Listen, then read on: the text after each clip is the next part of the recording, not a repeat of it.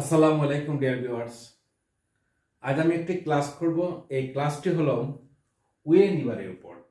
এই ওয়েন ইভার শব্দটা দিয়ে কিভাবে আমরা বাক্য তৈরি করতে পারি, আজকে এই ওয়েন ইভার দিয়ে দেখিয়ে দেব বাক্য তৈরি করার কৌশল।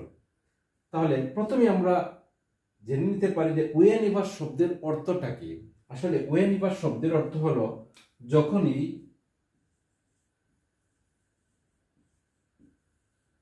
যখনই অথবা যতবারই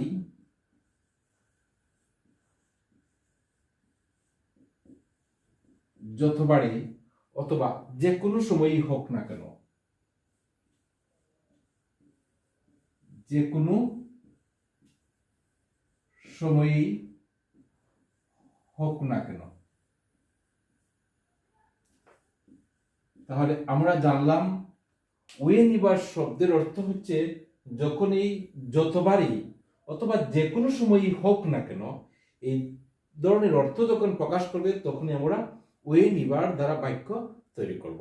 তাহলে বাক্য তৈরির মধ্য দিয়ে তা দেখিয়ে দিচ্ছি। যেমন when ever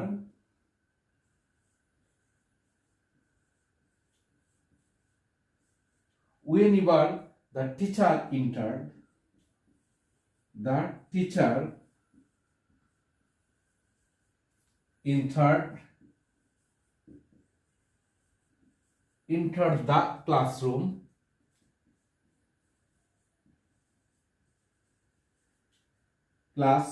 entered the class, students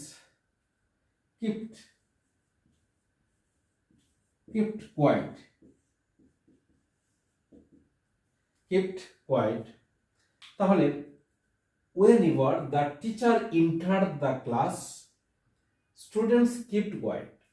whenever যখনই যে শিক্ষক শ্রেণীকক্ষে প্রবেশ করেছিলেন ছাত্ররা নীরব হয়ে গেল। তাহলে আমরা জানলাম যখনই শিক্ষক শ্রেণীকক্ষে প্রবেশ করলেন ছাত্ররা নীরব হয়ে গেল।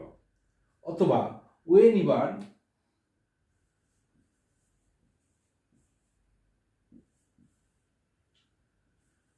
whenever he comes here,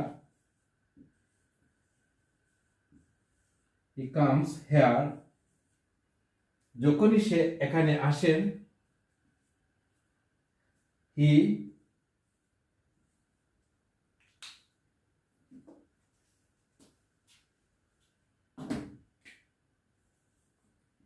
brings a gift for me. whenever he comes here, যখনই সে এখানে আসে, he brings a gift for me, সে একটা উপহার আনে আমার জন্য। তাহলে আমরা জানলাম whenever দ্বারা যখনই বাক্য তৈরি করব অবশ্যই দুটি অংশ থাকবে। আমি আবার বলছি, whenever the teacher entered the class, যখনই শিক্ষক শ্রেণীকক্ষে প্রবেশ করলেন, students kept quiet, ছাত্ররা নীরব হয়ে গেল। whenever he comes here, যখনই সে এখানে আসে, he brings a gift for me, সে একটা উপহার আমার জন্য আনে।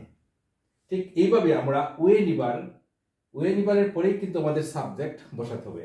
এখানে একটা বিষয় আবার লক্ষণীয় যে whenever পরে এখানেও সাবজেক্ট বসেছে, আবার দ্বিতীয় অংশ সাবজেক্ট ভার্ব, এখানেও সাবজেক্টের পরে ভার্ব।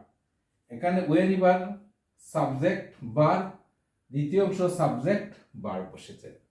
আশা করি আপনারা এই ক্লাসের মধ্য দিয়ে বুঝতে পেরেছেন যে whenever দিয়ে কিভাবে বাক্য তৈরি করতে হয়। আজ এখানেই, ধন্যবাদ সবাইকে। আসসালামু আলাইকুম।